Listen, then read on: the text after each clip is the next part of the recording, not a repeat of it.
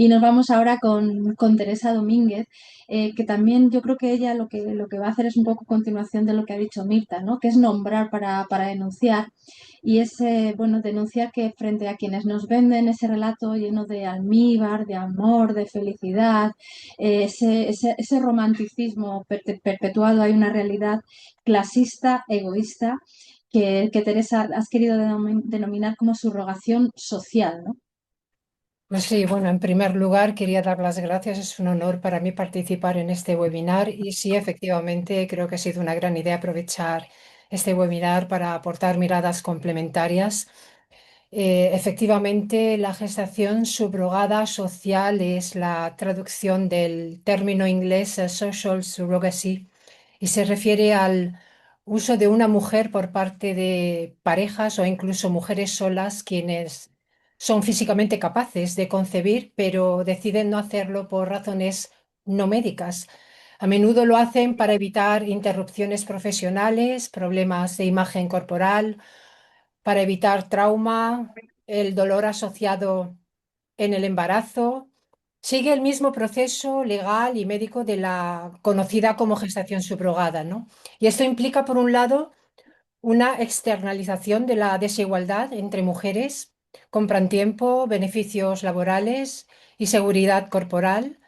Otras ponen el cuerpo, asumen riesgos médicos, pierden autonomía.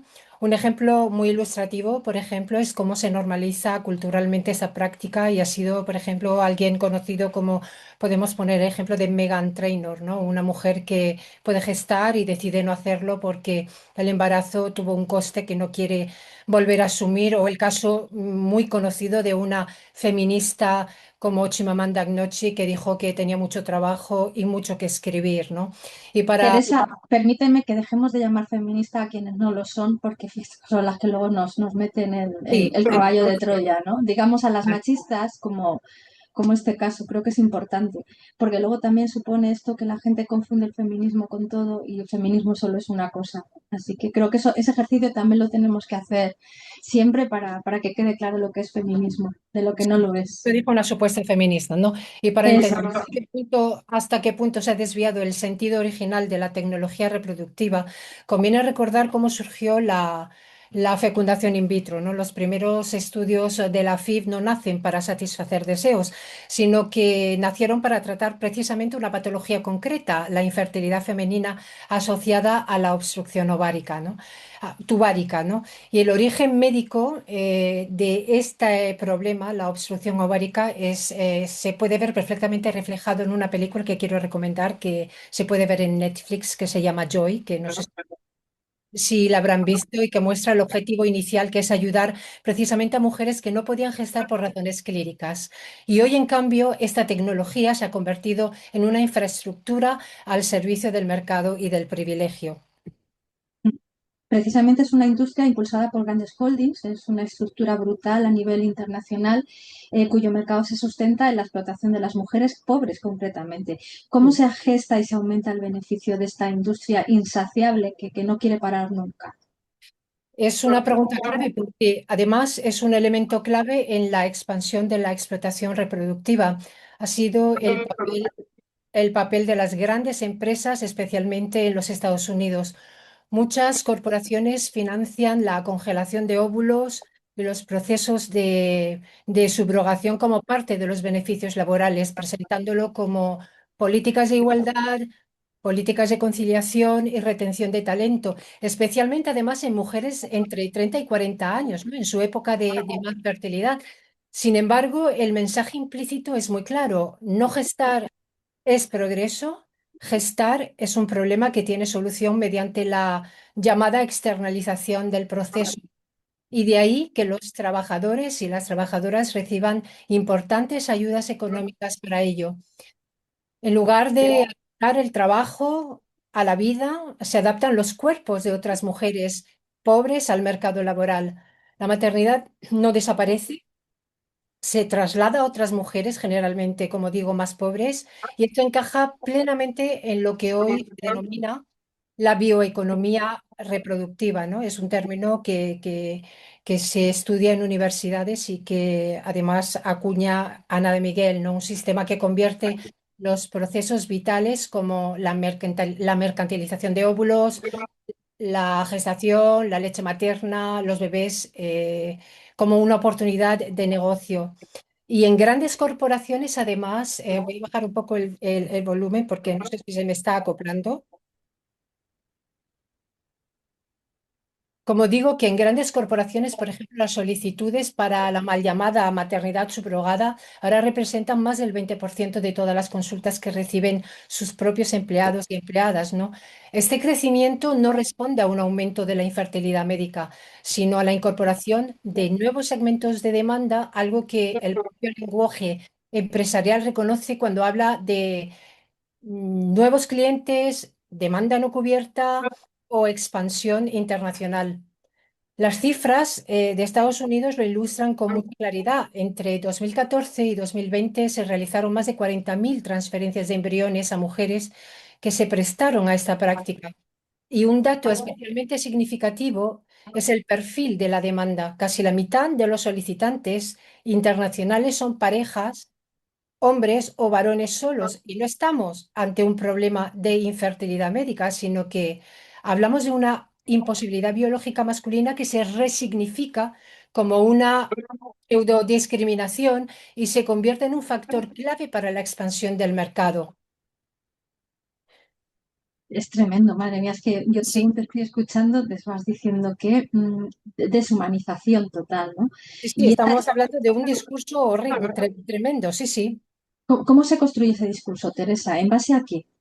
Bueno, estamos entrando precisamente en el núcleo ideológico de este problema, del discurso, del que yo llamo el núcleo ideológico, ¿no? Y ahí es donde se conecta con la subrogación social. El mercado no surge para resolver una patología, sino que responde a deseos que se resuelven mediante el acceso al cuerpo de una mujer. Y además, bueno, una mujer, porque nosotras sabemos lo que es una mujer, pero Mm. además se construye un relato que se presenta desde la imposibilidad de gestar o no, por el motivo que sea, como si fuera una forma de discriminación. La lógica que hay detrás es bastante explícita. Si puedo permitírmelo económicamente, ¿quién me lo va a impedir? Esa idea ha sido expresada abiertamente por dirigentes de organizaciones internacionales que promueven este mercado. Pero es importante decirlo con claridad, no todo límite es discriminación, tampoco lo son los límites laborales o los límites sociales. Y no toda la diferencia biológica constituye una vulneración de derechos, como nos quieren hacer creer. Convertir la imposibilidad de gestar en una opresión implica en la práctica legitimar el uso del cuerpo de las mujeres como si fuera una infraestructura reproductiva. Y quienes defienden esta práctica utilizan un lenguaje profundamente distorsionado. Presentan la explotación del cuerpo de las mujeres como una elección reproductiva de las propias explotadas y los contratos además prenatales sobre los menores, los niños y las niñas, como si fueran derechos del menor. Es realmente atroz. Este discurso ya está teniendo consecuencias jurídicas. En algunos lugares se está promoviendo leyes que redefinen la infertilidad no como una condición médica, se está incluso obligando a los seguros a financiar tratamientos para personas que nunca podrían concebir de forma natural. Y eso beneficia directamente a quién? A la industria multimillonaria de la biotecnología reproductiva, independientemente de que beneficie a los propios que recurren a esa industria, ¿no? En definitiva, donde se ha regulado, estamos ante un privilegio de clase disfrazado de derecho civil y aparece una contradicción ética difícil de sostener. El consentimiento de las mujeres en situación de vulnerabilidad se considera suficiente, mientras que el límite biológico se presenta como discriminación. Eso no es justicia social. Eso es colonialismo puro y duro, reproductivo convertido en negocio global.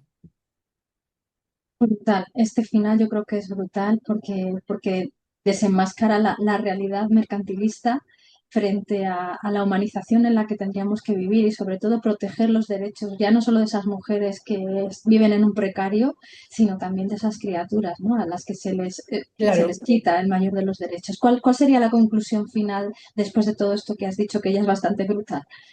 Bueno, yo creo que cuando la incapacidad de gestar se presenta como una injusticia, se desplaza completamente el foco desde la desigualdad estructural que afecta a las mujeres hacia el deseo de quienes tienen recursos para resolverlo en el mercado. Se habla de libertad y de igualdad, pero se omite la precariedad, la asimetría de poder y la coerción económica que sostiene el sistema. No hay igualdad cuando una parte paga y la otra asume el riesgo físico. No hay libertad cuando la necesidad es la que condiciona la decisión. No hay justicia tampoco cuando el deseo de unos se satisface a través del cuerpo de otras. Tampoco la cuestión es si alguien desea profundamente tener un hijo. Ahí no entramos. No puede o no puede por las circunstancias que sean físicas, laborales, lo que sea. La cuestión es si una sociedad puede legitimar que ese deseo se traduzca en un derecho a disponer de un cuerpo o el hecho de comprarse un hijo. Cuando todo límite se redefine como una injusticia, el único criterio que queda es el del poder adquisitivo, no queda otro. Y una democracia que acepta eso vacía de contenido el propio concepto de dignidad. Y creo que la dignidad humana no es negociable. No es negociable ni tampoco puede ser sinónimo de opresión, que es lo que nos están intentando colar por activa y por pasiva desde esta Efectivamente, industria de la efectivamente. explotación de las mujeres. Muchísimas gracias, Teresa. A vosotros. Como siempre brillante.